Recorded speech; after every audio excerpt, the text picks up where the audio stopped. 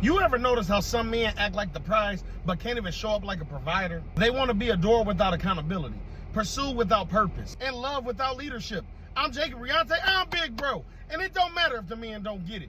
Ladies, this message is for you. Let's talk about the new epidemic. Men who want the benefits of pursuit without the burden of effort. They want to be chosen because it feeds their ego, not their spirit. They want to be chased so they can control the pace. He'll hit you with, I'm just busy right now. Translation, I'm entertaining options but keeping you emotionally invested. He'll text you just enough to keep your hope alive, but never enough to make you secure.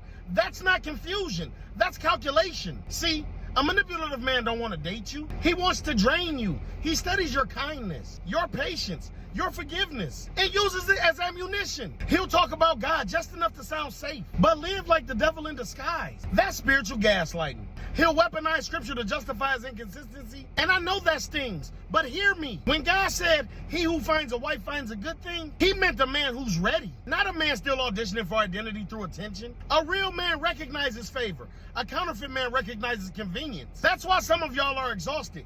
You keep confusing potential with purpose. You see fragments of effort and call it pursuit. But a man who loves you will be intentional, not inconsistent. He won't breadcrumb you to keep your emotions warm while he explores other options. Some of these men are emotional magicians. They disappear when accountability shows up, then reappear when they sense you moving on. They don't miss you, they miss the access, because access gives them power, and power is what a manipulative man feeds on. Let's call it what it is. He's not confused, he's comfortable. He's not too busy, he's too entitled. He's not looking for God's will. He's looking for a woman willing to wait on his immaturity. But woman of God, you were never meant to compete for consistency. If he wanted you, you know. If he was sent by God, peace would confirm it. But confusion, that's your sign from heaven. Not to fix him, but to flee. And I'll say this boldly. The same man who texts you up at 2 a.m. never asks if your spirit's up, if your vision's up, if your boundaries are up. Because they don't want the woman you're becoming. They want the version of you that still doubts her worth. So here's your wake-up call.